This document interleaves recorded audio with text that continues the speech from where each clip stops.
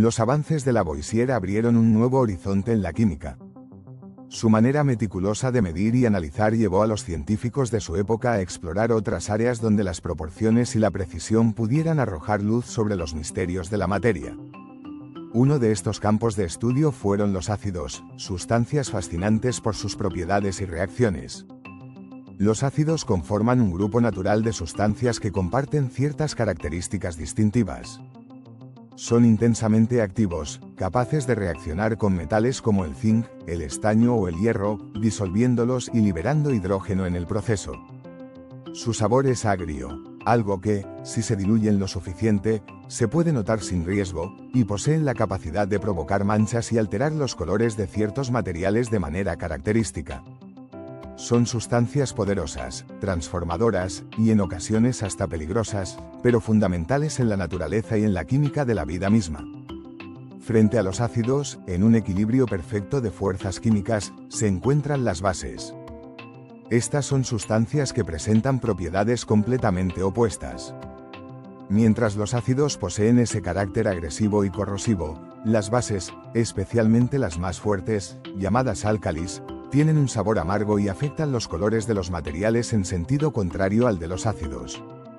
Son igualmente activas desde el punto de vista químico, pero su verdadera importancia radica en que pueden neutralizar a los ácidos, creando algo completamente nuevo en el proceso. Esta relación entre ácidos y bases es fundamental en la química. Cuando se combinan en proporciones exactas, el resultado es una mezcla que ya no es ni ácida ni básica, sino algo totalmente distinto, una sal.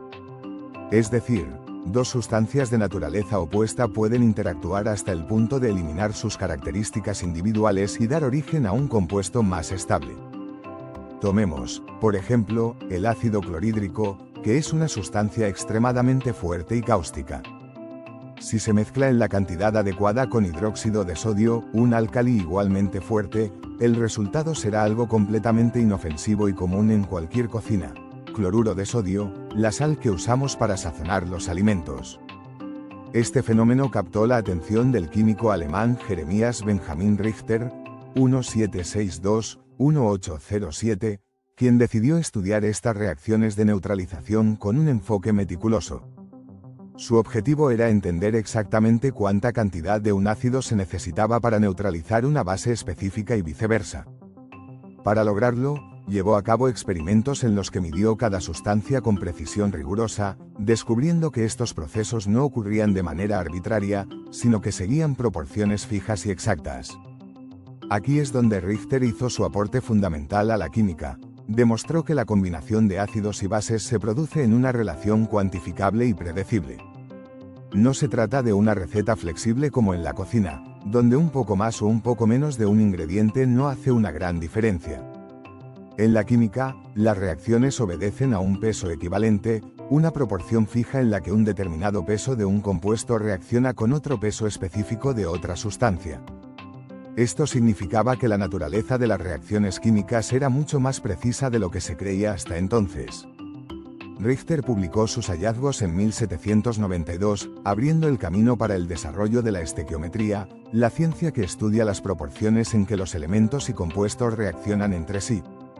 Su descubrimiento no solo confirmó que la química era una ciencia exacta, sino que también sentó las bases para la formulación posterior de la teoría atómica de Dalton, que revolucionaría completamente nuestra comprensión de la materia. Y así, lo que comenzó con el estudio de los ácidos y las bases llevó a una comprensión más profunda del universo químico, demostrando que las reacciones que ocurren en el mundo natural siguen leyes precisas y medibles. Desde entonces, la química se convirtió en una disciplina guiada por principios matemáticos, dejando atrás los métodos empíricos y abriendo la puerta a un conocimiento mucho más estructurado de la naturaleza. Mientras Jeremias Benjamin Richter establecía la precisión matemática en la reacción entre ácidos y bases, otra batalla científica se libraba en Francia, una de esas disputas que marcan el avance de la ciencia.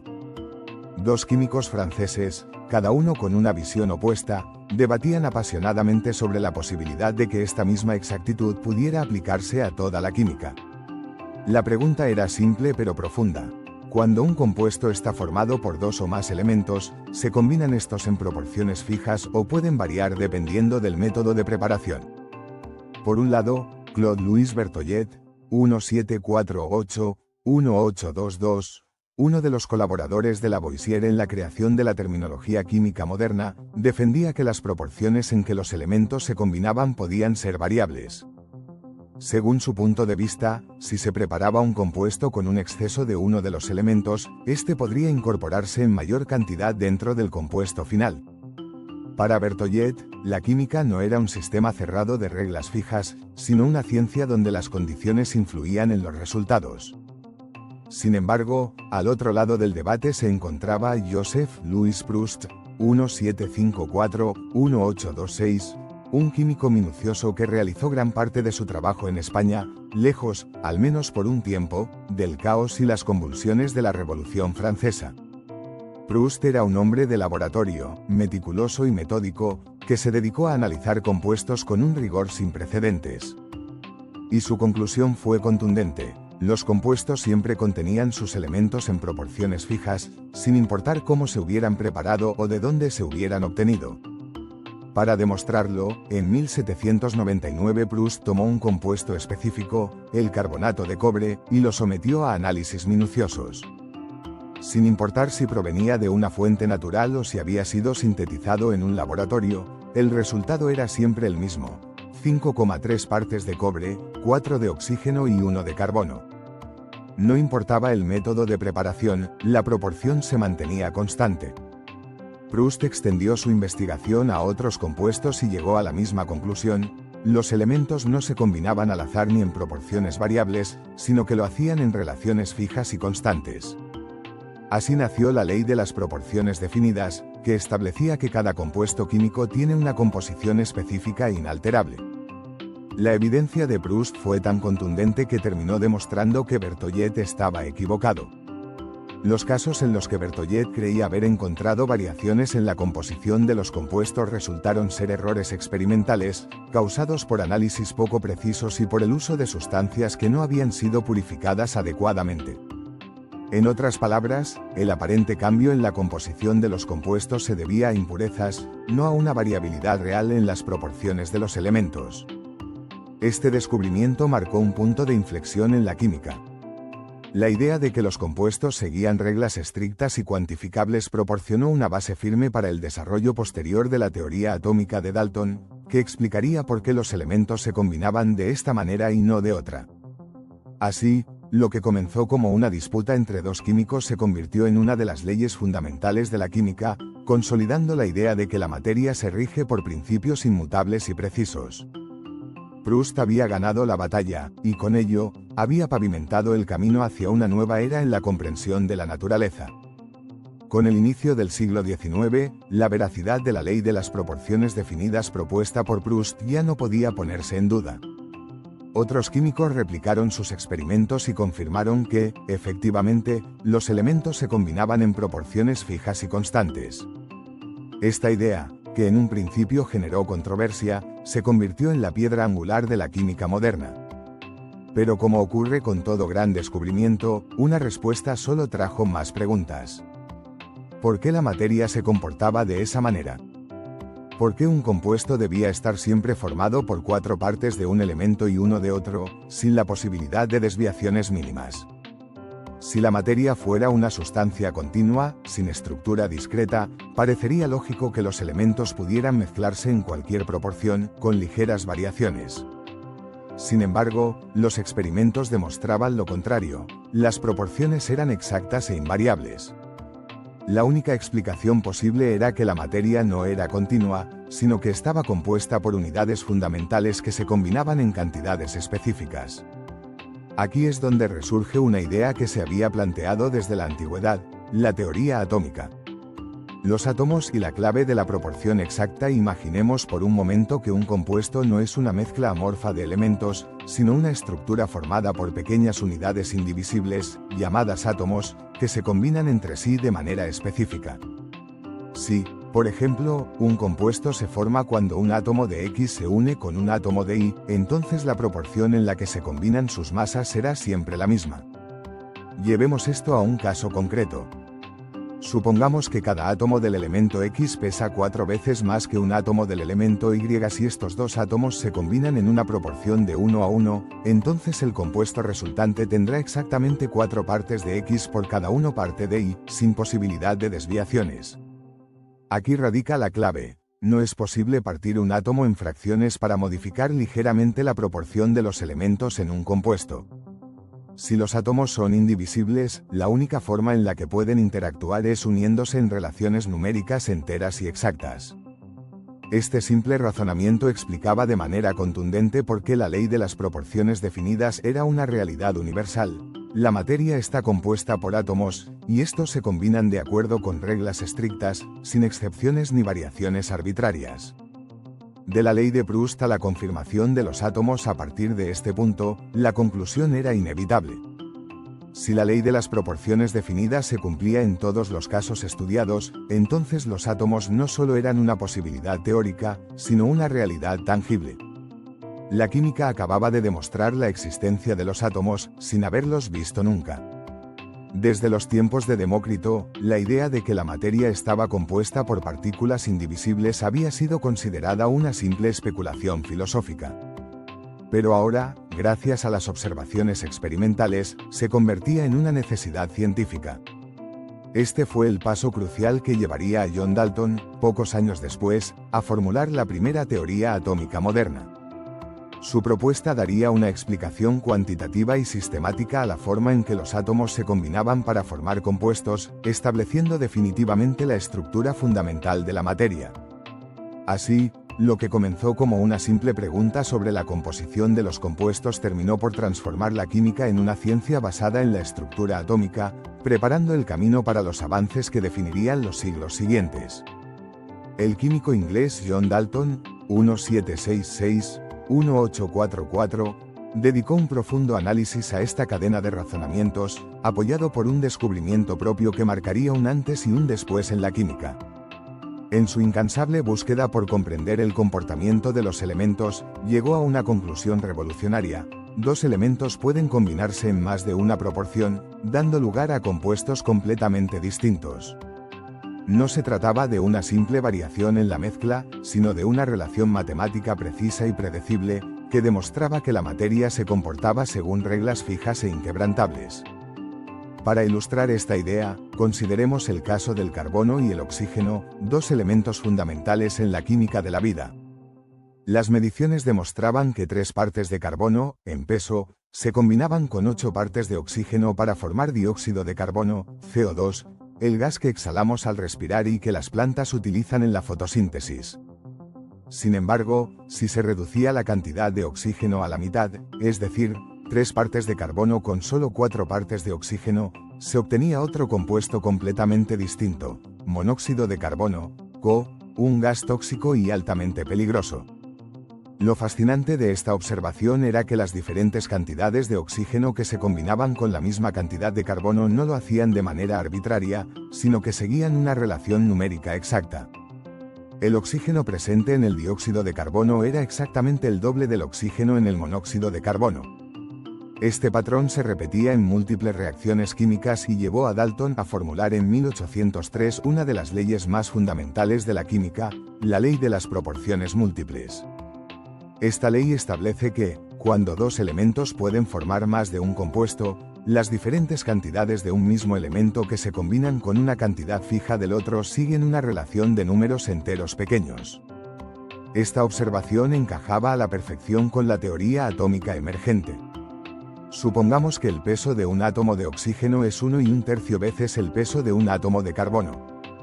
Si el monóxido de carbono se formaba por la unión de un átomo de carbono con un solo átomo de oxígeno, entonces el compuesto resultante debía contener 3 partes en peso de carbono y 4 de oxígeno. Pero si el dióxido de carbono, en cambio, estaba compuesto por un átomo de carbono unido a 2 átomos de oxígeno, la proporción natural debía ser 3 partes de carbono por 8 de oxígeno. Esta relación exacta confirmaba que los átomos eran unidades indivisibles que se combinaban según reglas precisas, sin permitir fracciones ni variaciones arbitrarias.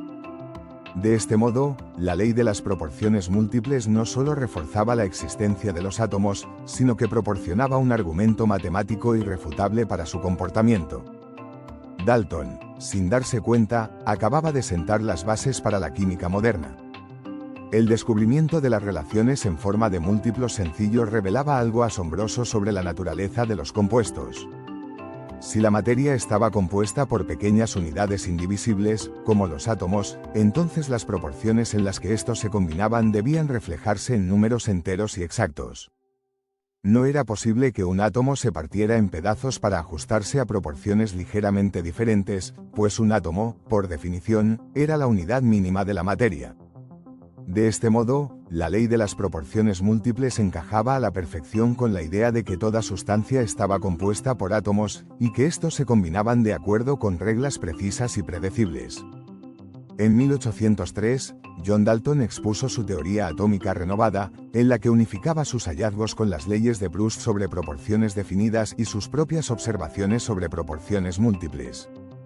En un gesto de respeto hacia la tradición filosófica, decidió mantener el término átomo en honor a la idea propuesta por Demócrito más de 2000 años antes. Para él, los átomos eran las piezas fundamentales de la materia, indivisibles e inmutables, y su combinación en proporciones exactas explicaba las reacciones químicas que observamos en la naturaleza.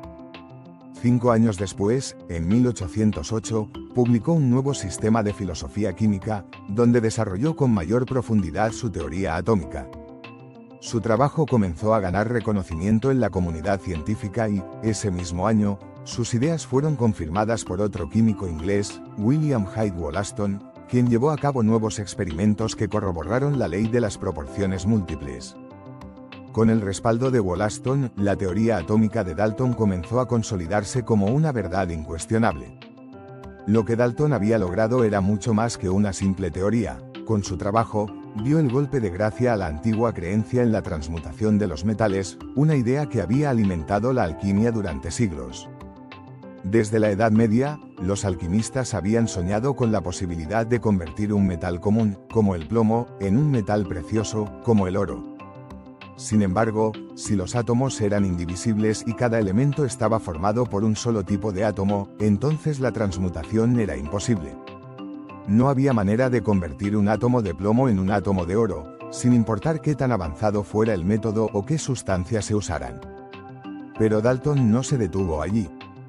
Si bien los átomos eran demasiado pequeños para verse incluso con los microscopios más avanzados de la época, pensó que había una manera de medirlos indirectamente. Su razonamiento era simple: si sabía cuánto pesaba un elemento en comparación con otro en un compuesto químico, podía estimar el peso relativo de sus átomos. Un buen ejemplo de este método era el agua. Dalton sabía que una parte en peso de hidrógeno se combinaba con 8 partes de oxígeno para formar agua. Si asumía que una molécula de agua estaba compuesta por un átomo de hidrógeno y un átomo de oxígeno, podía deducir que el átomo de oxígeno era 8 veces más pesado que el de hidrógeno. Para darle una referencia numérica, decidió asignar al hidrógeno un peso de 1 y calcular el peso de los demás átomos en relación con él. Siguiendo este método, observó que una parte de hidrógeno podía combinarse con 5 partes de nitrógeno para formar amoníaco. Si una molécula de amoníaco estaba compuesta por un átomo de hidrógeno y un átomo de nitrógeno, entonces el nitrógeno debía pesar 5 veces más que el hidrógeno. Con esta lógica, Dalton creó la primera tabla de pesos atómicos relativos, una lista en la que los elementos conocidos tenían asignados valores según su peso en comparación con el hidrógeno. Sin embargo, esta tabla no estaba exenta de errores. Dalton asumió que las moléculas siempre estaban formadas por un solo átomo de cada elemento, a menos que hubiera evidencia clara de lo contrario. Por esta razón, su fórmula para el agua era incorrecta. Pensaba que el agua estaba compuesta por un solo átomo de hidrógeno y un solo átomo de oxígeno, HO, en lugar de la fórmula real, HO. Esto se debía a que aún no se comprendía completamente cómo los átomos se unían para formar moléculas. A pesar de estos errores, su contribución fue inmensa. Por primera vez, la química tenía un sistema numérico para entender las reacciones químicas, lo que permitió predicciones más precisas y un enfoque mucho más científico. Justo cuando la teoría atómica de Dalton comenzaba a consolidarse, un nuevo concepto apareció en escena: la electricidad. Aunque la humanidad había conocido la electricidad desde tiempos antiguos, los griegos ya sabían que al frotar ámbar, este podía atraer objetos ligeros. Nadie entendía realmente qué era ni cómo funcionaba. Fue en el siglo XVII cuando el físico inglés William Gilbert descubrió que no solo el ámbar tenía esta propiedad, sino que muchas otras sustancias podían cargarse eléctricamente si se frotaban con la suficiente intensidad. Gilbert propuso llamar eléctricas a estas sustancias, derivando el término del griego electrón, que significa ámbar. A partir de entonces, se comenzó a hablar de cargas eléctricas y de materiales que podían almacenar electricidad. Lo que nadie sospechaba en ese momento era que la electricidad pronto se convertiría en un factor clave en la química, revelando aún más secretos sobre la estructura de la materia y llevando a descubrimientos que transformarían la ciencia para siempre. El químico francés Charles François de Cisternay-Dufay, 1698-1739, realizó en 1733 un descubrimiento fundamental en el estudio de la electricidad: existían dos tipos de carga eléctrica. Al observar diferentes materiales, notó que algunos, como el vidrio, generaban un tipo de carga cuando se frotaban, mientras que otros, como el ámbar, producían una carga diferente.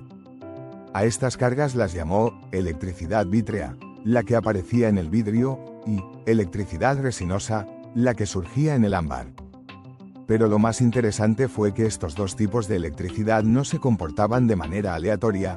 Las cargas opuestas se atraían entre sí, mientras que las cargas iguales se repelían. Este principio explicaba fenómenos cotidianos que antes parecían inexplicables. Cuando frotamos un globo contra nuestra ropa y luego lo acercamos al cabello, los mechones se levantan como si fueran imanes atraídos por el globo.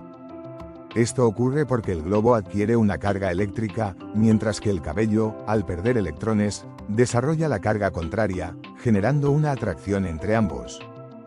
Unos años más tarde, el estadounidense Benjamin Franklin, 1706-1790, uno de los grandes científicos y pensadores de su época, propuso en 1740 una idea distinta. En lugar de considerar dos tipos de electricidad separadas, como había sugerido Dufay, Franklin pensó que solo existía un único fluido eléctrico, el cual podía estar presente en mayor o menor cantidad dentro de los materiales. Según su teoría, si una sustancia tenía más de este fluido, adquiría un tipo de carga; si tenía menos, desarrollaba la carga opuesta. Para darle un orden a este fenómeno, Franklin decidió que el vidrio tenía una cantidad de fluido superior a la normal, por lo que le asignó una carga positiva, mientras que la resina, como el ámbar, tenía menos fluido, por lo que se le asignó una carga negativa. Esta convención de cargas positivas y negativas ha perdurado hasta hoy, aunque el concepto de fluido eléctrico fue reemplazado posteriormente por la idea moderna de electrones y protones. Paradójicamente, esta decisión de Franklin llevó a que en la actualidad el flujo de corriente eléctrica se represente en sentido opuesto al verdadero movimiento de los electrones, un error conceptual que se mantiene por tradición. El siguiente gran avance en la comprensión de la electricidad vino de la mano del físico italiano Alessandro Volta, 1745-1827. Hasta entonces, los científicos sabían que la electricidad podía generarse mediante frotamiento, pero aún no se había encontrado un método para producir corriente eléctrica continua, es decir, un flujo constante de electricidad. En el año 1800, Volta descubrió que si se colocaban dos metales diferentes separados por una solución conductora, se generaba una carga eléctrica que podía mantenerse mientras existiera una conexión entre los metales. Fue así como creó la primera batería eléctrica, un dispositivo que permitía obtener una corriente eléctrica sostenida a lo largo del tiempo. Este invento no solo permitió estudiar la electricidad con mayor precisión, sino que abrió las puertas a una nueva era en la ciencia y la tecnología. La electricidad, que hasta entonces había sido un fenómeno curioso y difícil de controlar, ahora podía producirse de manera constante y ser utilizada para experimentos, inventos y, más adelante, el desarrollo de toda una civilización basada en la energía eléctrica. La invención de la batería por Alessandro Volta representó con acento agudo algo más que una simple fuente de energía. En realidad, marcó un punto de conexión entre la química y la electricidad, un vínculo que cambiaría por completo la manera en que los científicos entendían ambos fenómenos. La corriente eléctrica que fluía en la batería de Volta se mantenía gracias a una reacción química entre los metales y la solución conductora, lo que sugería que la electricidad podía surgir como resultado de transformaciones químicas. Pero esta observación planteaba una idea aún más intrigante. Si una reacción química podía producir electricidad, quizás la electricidad también podía inducir una reacción química. Era una hipótesis audaz, pero en cuestión de semanas, dos científicos ingleses lograron demostrar que era completamente cierta. En 1800, apenas 6 semanas después de que Volta presentara su invento, William Nicholson, 1753-1815, y Anthony Carlyle, 1768-1840, realizaron un experimento revolucionario. Decidieron hacer pasar una corriente eléctrica a través del agua y observar qué ocurría. Para ello, introdujeron dos varillas metálicas conectadas a una batería en un recipiente con agua y, en cuestión de minutos, comenzaron a notar pequeñas burbujas de gas formándose en cada una de las varillas. Lo que habían logrado era asombroso. Habían descompuesto el agua en sus elementos fundamentales, hidrógeno y oxígeno, utilizando electricidad. Este proceso, que se conoce como electrólisis, demostró que la electricidad no solo era el resultado de una reacción química, sino que también podía inducir reacciones y alterar la composición de la materia. El experimento de Nicholson y Carlyle era, en esencia, el inverso al de Henry Cavendish, quien había combinado hidrógeno y oxígeno para formar agua. Pero lo más interesante fue la proporción en la que se generaban los gases. Por cada volumen de oxígeno liberado, se obtenían 2 volúmenes de hidrógeno. Esta observación fue clave para corregir un error en la teoría atómica de Dalton. Dalton había supuesto que el agua estaba compuesta por un átomo de hidrógeno y un átomo de oxígeno, pero el experimento demostraba que, en realidad, la molécula de agua debía contener el doble de átomos de hidrógeno que de oxígeno, es decir, HO. A pesar de esta corrección en la fórmula, la relación en peso seguía siendo la misma. Una parte de hidrógeno en peso se combinaba con 8 partes de oxígeno. Esto llevó a una conclusión aún más reveladora. Si una molécula de agua contenía 2 átomos de hidrógeno por cada átomo de oxígeno, pero en términos de peso el oxígeno seguía siendo 8 veces más pesado que el hidrógeno, entonces el átomo de oxígeno debía ser 16 veces más pesado que un solo átomo de hidrógeno. Este hallazgo llevó a un ajuste en la escala de pesos atómicos. Dalton había estimado que el peso atómico del oxígeno era 8, pero ahora quedaba claro que debía ser 16. Fue un momento crucial en la historia de la química, pues demostraba que, además de los pesos atómicos relativos, también era necesario comprender la estructura y composición de las moléculas para determinar correctamente las proporciones de los elementos en los compuestos. Así, a través de un experimento aparentemente sencillo, Nicholson y Carlyle no solo validaron la relación entre química y electricidad, sino que también ayudaron a precisar la forma en que los átomos se combinaban para formar moléculas, consolidando el camino hacia el desarrollo de la química moderna. Los hallazgos de Nicholson y Carlyle sobre la descomposición del agua mediante la electricidad no tardaron en verse reforzados por nuevas observaciones. Esta vez, el protagonista fue el químico francés Joseph-Louis Gay-Lussac, 1778-1850, quien decidió abordar el problema desde otra perspectiva. En lugar de analizar cómo la electricidad afectaba a los compuestos, Gay-Lussac se enfocó en cómo los gases se combinaban entre sí y descubrió un patrón sorprendente. En 1808, Gay-Lussac demostró que 2 volúmenes de hidrógeno se combinaban exactamente con un volumen de oxígeno para formar agua. Este hallazgo confirmaba lo que ya se sospechaba tras los experimentos de electrólisis. La molécula de agua no estaba formada por un solo átomo de hidrógeno y un solo átomo de oxígeno, como había sugerido Dalton, sino que debía contener 2 átomos de hidrógeno por cada átomo de oxígeno. Pero su descubrimiento no se limitó solo al agua. Al ampliar su estudio, Gay-Lussac encontró que cuando los gases reaccionaban entre sí para formar compuestos, lo hacían en proporciones de números enteros pequeños. En otras palabras, no solo el hidrógeno y el oxígeno seguían esta regla, sino que todas las combinaciones gaseosas parecían obedecer la misma lógica matemática. Este principio se convirtió en lo que hoy conocemos como la ley de los volúmenes de combinación.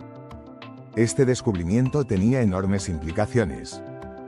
Pero dejemos esto para un próximo capítulo. Dale me gusta, comparte y déjanos tu comentario, porque tu curiosidad es la chispa que enciende el fuego del aprendizaje.